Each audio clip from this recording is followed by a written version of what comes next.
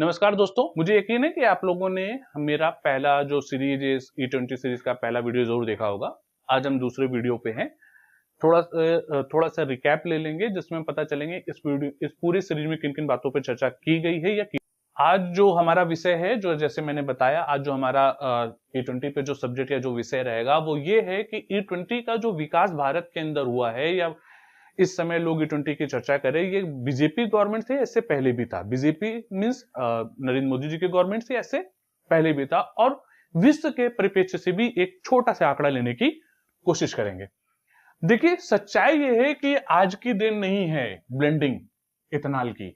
Ethanol blending की शुरुआत 2001 अटल बिहारी वाजपेयी सरकार से हुई थी। उस समय पे एक बिल लाया गया था कि 5% इथेनॉल ब्लेंडिंग शुरू की जाए और दो पायलट प्रोजेक्ट के रूप में इसको शुरू भी किया गया था।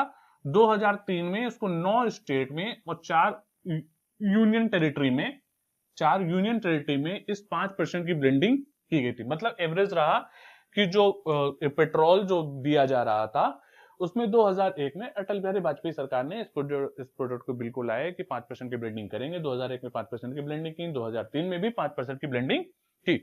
उसके बाद आप सभी लोगों को मालूम है एनडीए गवर्नमेंट आ गई।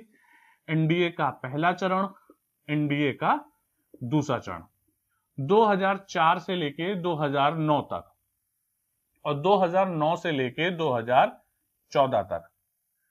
इसमें 5% के बिल की बात तो कही कि हाँ 5% में ब्लेंडिंग करना चाहिए, पर इन लोगों ने ब्लेंडिंग करी नहीं थी उतनी।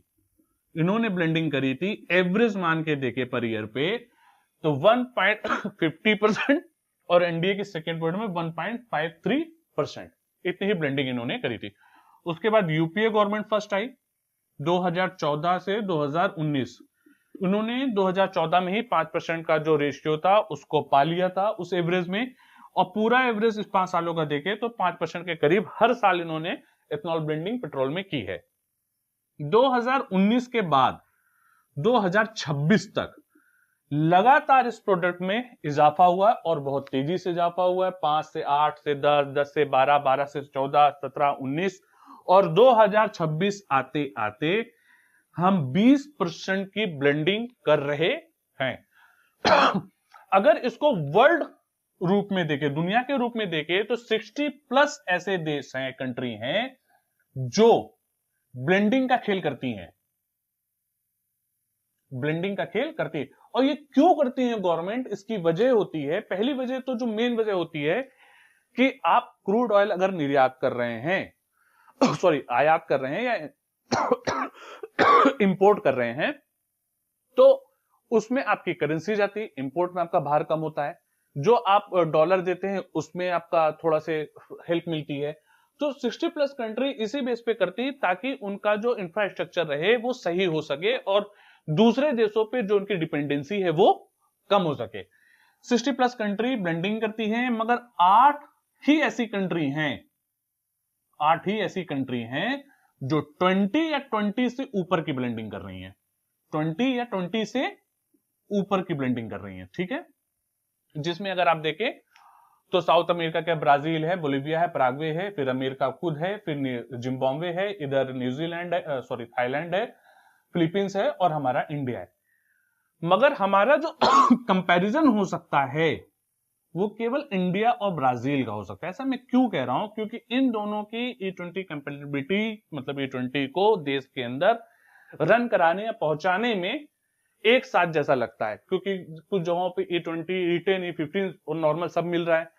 यहाँ पे कुछ जगहों PSUs पे कर रहे हैं, कुछ जगहों पे नहीं कर रहे। मगर इंडिया और ब्राजील लगभग, जैसे इंडिया में सारी जितनी भी कंपनी सब E20 ब्लेंडिंग कर रही हैं और लोगों तक पहुंचा रही है। कई जगहों पे तो प्योर पेट्रोल ही नहीं मिल पाता है।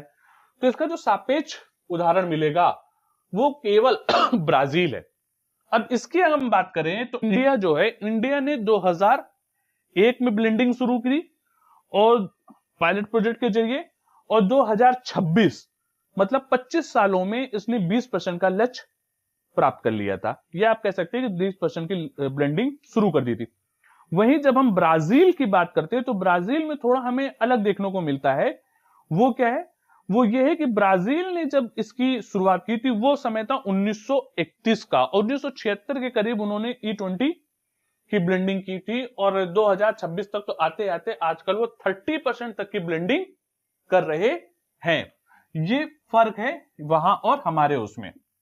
मतलब एक तरीके से अगर आप देखें तो उनको 95 साल लगे यहां आने में और हमारे इंडिया को केवल 25 साल। ये फर्क है। दूसरा एक और चीज है, जो उनका इंफ्रास्ट्रक्चर था, जिस तरीके की उसको बाइकें या गाड़ियां थी, उसको लगातार ब्लेंडिंग के हिसाब से कंपेटेबिलिटी बनाते गए हैं, जबकि इंडिया में अभी ऐसा नहीं हुआ है। और ये क्या इसका असर हो रहा है, ये हम अगले सीरीज में देखेंगे। आप मुझे पता है एडिटिंग, कैमरा और लाइटिंग इतनी अच्छी नहीं है, पर मैं पूरी कोशिश कर रहा हूँ। अगर आप लोगों को सहयोग रहा तो ये सब भी जल्दी ही बेहतर हो जाएगा। इसके लिए लाइक, सब्सक्राइब और कमेंट करते रहें और हो सके तो दूसरों को शेयर भी करते जाएं। थैंक